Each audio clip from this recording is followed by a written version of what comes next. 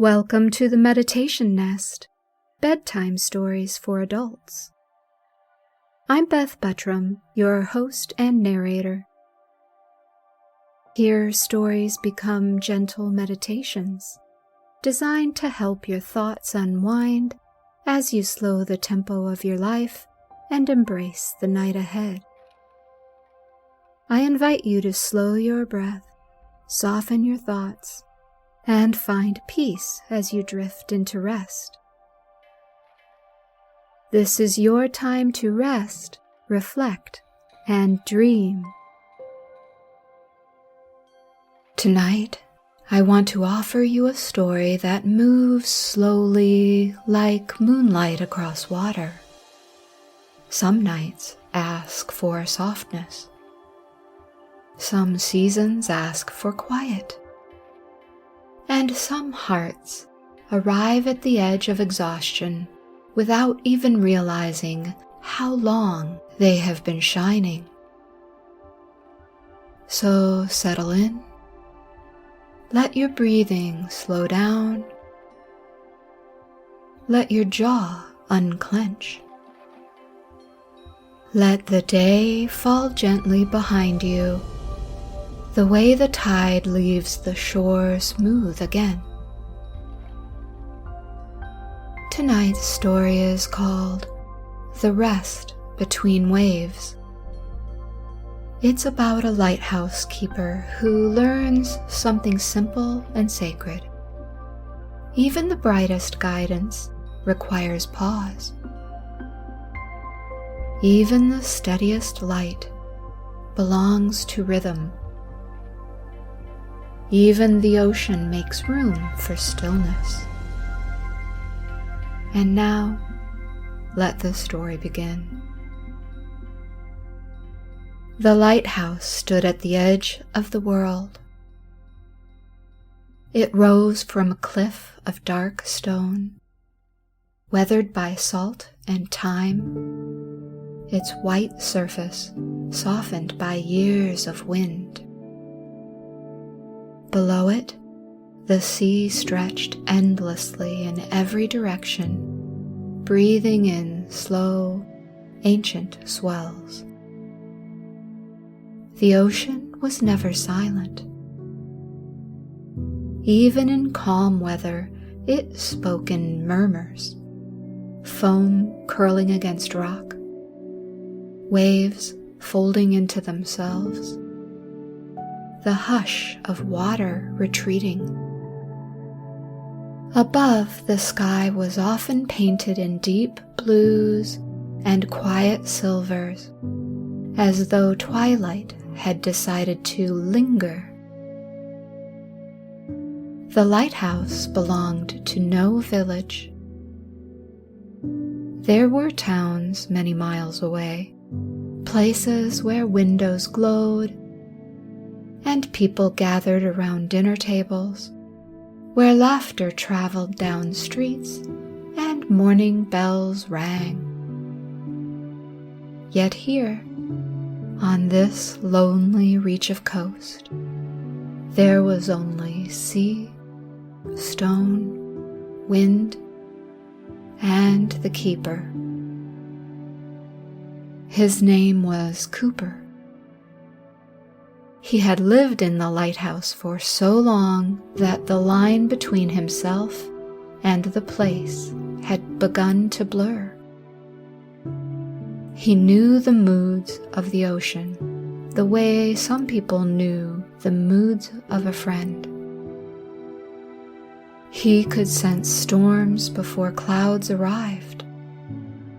He could tell when fog would roll in by the way the air thickened, by the way the gulls fell quiet. His days followed a steady pattern. Morning brought pale light and the sound of waves lifting against the cliff. Afternoons were filled with small rituals, polishing brass, trimming wicks, mending what salt had worn down. Evenings belonged to the lantern. Each night, without fail, Cooper climbed the spiral stairs inside the tower. The steps curved upward like a shell, carrying him toward the glass room at the top, where the great lens waited. He would light the flame carefully. Then the lighthouse would begin its slow turning. A sweep of brightness across the dark sea. A steady pulse. A promise. Sailors far away depended on that light. Ships moving through midnight waters trusted its rhythm. And Cooper, he had always believed that his purpose was to keep shining. In the beginning, Cooper had found comfort in his work. There was something clean about it. The sea didn't ask questions. The lighthouse didn't demand explanations. It only required care, and Cooper had been carrying something long before he arrived. He had once lived inland, in a city full of noise and sharp edges. His life there had been filled with motion, voices, responsibilities that piled up like unwashed dishes. He had been someone others relied upon, someone who answered every call, someone who stayed awake too late, holding up corners of the world that were never meant to rest entirely on his shoulders. When the chance came for him to become a keeper, he accepted without hesitation. He imagined peace. He imagined silence. He imagined himself breathing again. And at first, it was exactly that. The sea taught him slowness.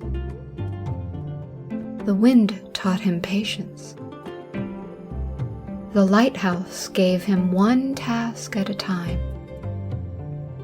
Yet slowly, almost without noticing, Cooper began to treat the light as something he could never set down. He lit it through storms. He lit it through illness. He lit it through nights when his eyes burned with fatigue. Even when the sea was calm, even when no ships passed, he still climbed the stairs and tended the flame as though the world depended entirely on him. The light became more than guidance. It became identity. And Cooper forgot that even the sea has pauses between waves. One winter evening, the air turned unusually still. The sea was dark and heavy, moving in slow, deliberate swells. Fog hovered far out on the horizon, waiting. Cooper climbed the stairs as always, lantern in hand. He reached the top. He struck the match. The flame caught. The lens began its slow rotation. And for a while, everything was steady. Then, without warning, Cooper felt it. A tremor in his hands. A sudden weakness in his chest.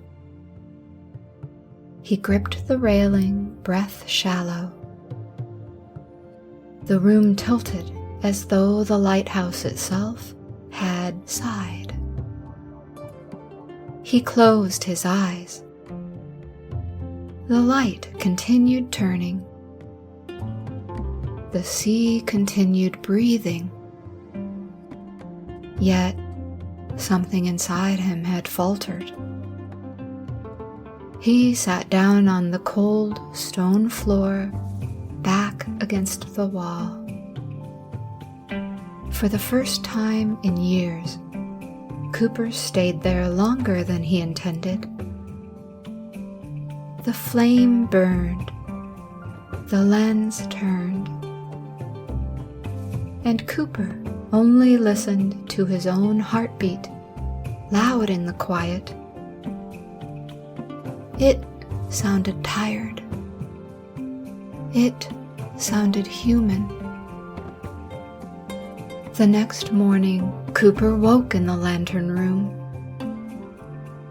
Pale dawn filtered through the glass, turning the sea into a sheet of muted grays and greens. He blinked, disoriented. His joints ached from sleeping on stone. He rose slowly and made his way downstairs.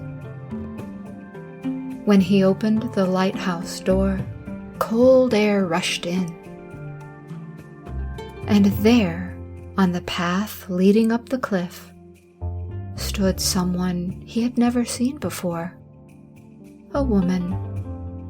She was wrapped in a thick cloak the color of ash, her hair streaked with white, like sea foam. She held a basket in one hand. Her face was calm, weathered, familiar in a way Cooper couldn't explain.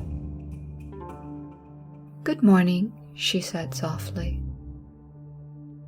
Cooper stared, surprised. Visitors were rare. "How did you get here?" he asked. The woman smiled. "The same way everyone does," she replied, "by following what calls." She stepped closer, holding out the basket. Inside were warm rolls, still fragrant, and a small jar of honey. Cooper hesitated. "I didn't send for anyone." "I know," she said gently. "The sea sent me." Cooper frowned. "The sea doesn't send people." The woman's eyes held quiet amusement. "The sea sends tides. It sends storms. It sends driftwood. It sends messages in shells. And sometimes it sends someone when a keeper forgets how to rest." Cooper felt something tighten in his chest. "I'm fine." The woman studied him.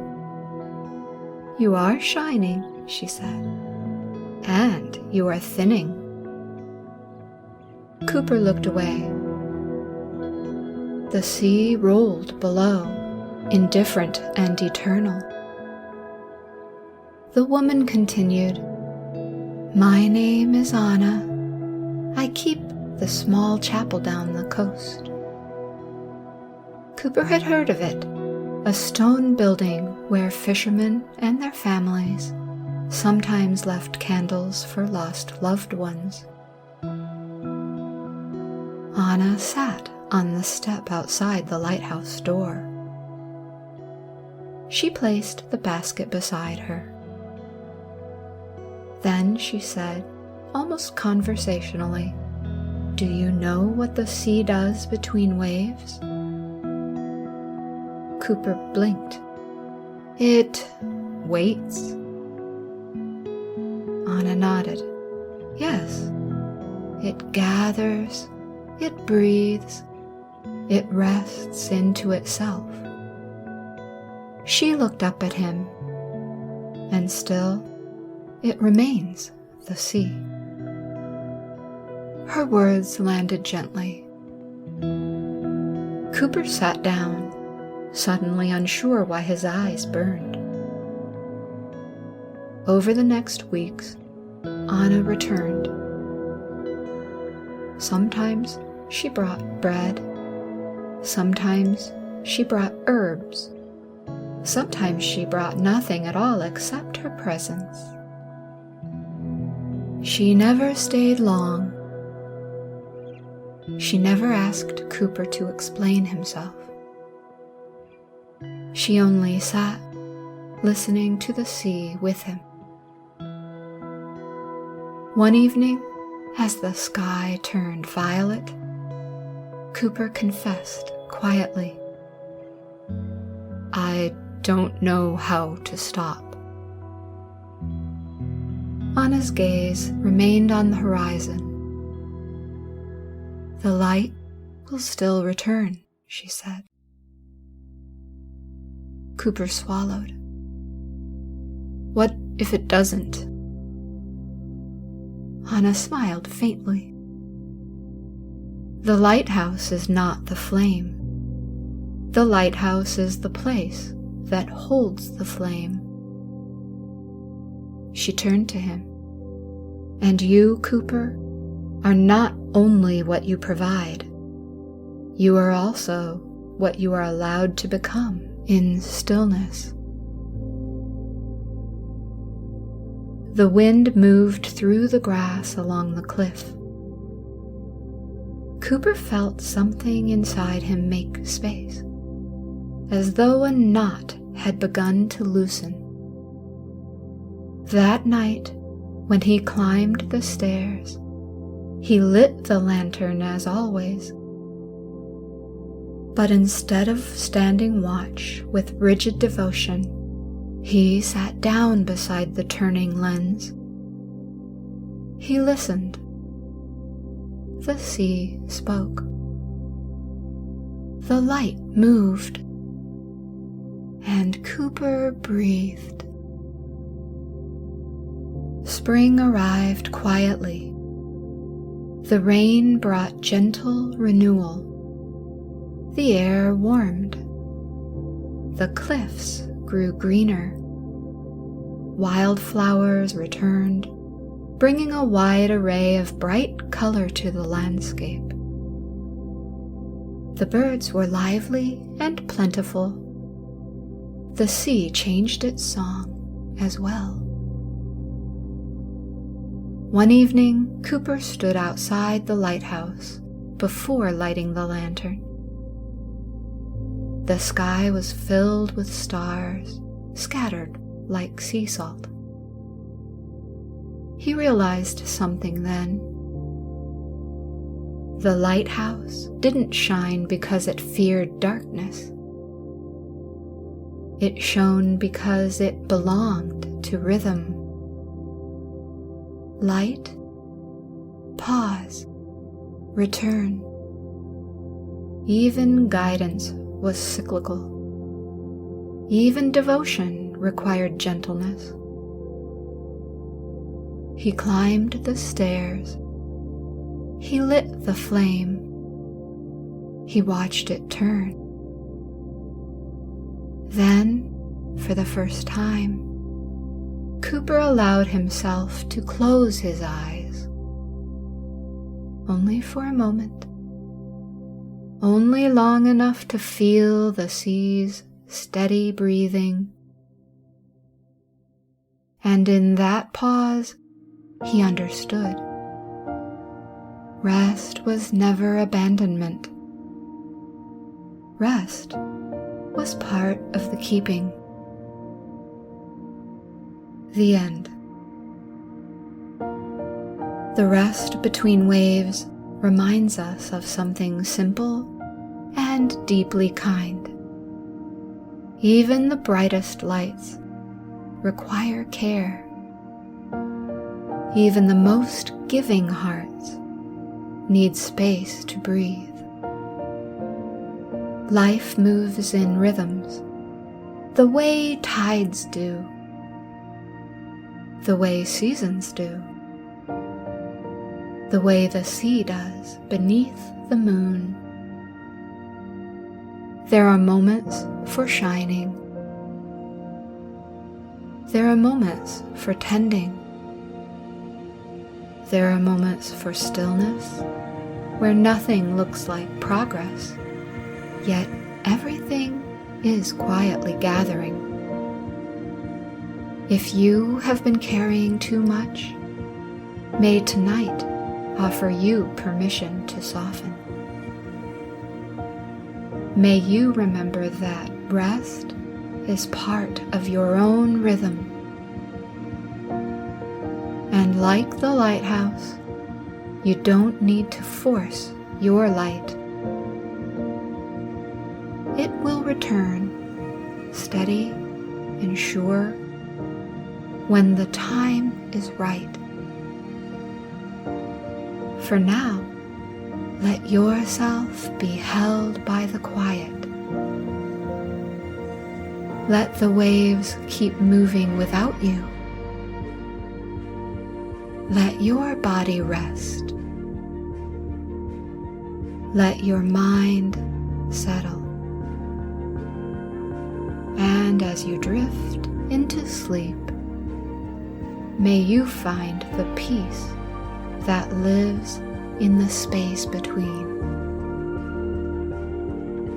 Good night. As this episode comes to a gentle close and the world outside grows quiet, may you find comfort within your own meditation nest. Let your mind settle softly. May tranquility wrap around you, inviting deep rest and serene dreams until dawn. If you'd like to help keep the meditation nest aglow, please consider buying me a cup of coffee by visiting ko-fi.com/BethPodcast. Every small kindness helps the light travel a little further. You can also access a free weekly blog on substack.com. Check the show notes for links. Until we meet again, rest in the quiet knowing that you are safely held by the night.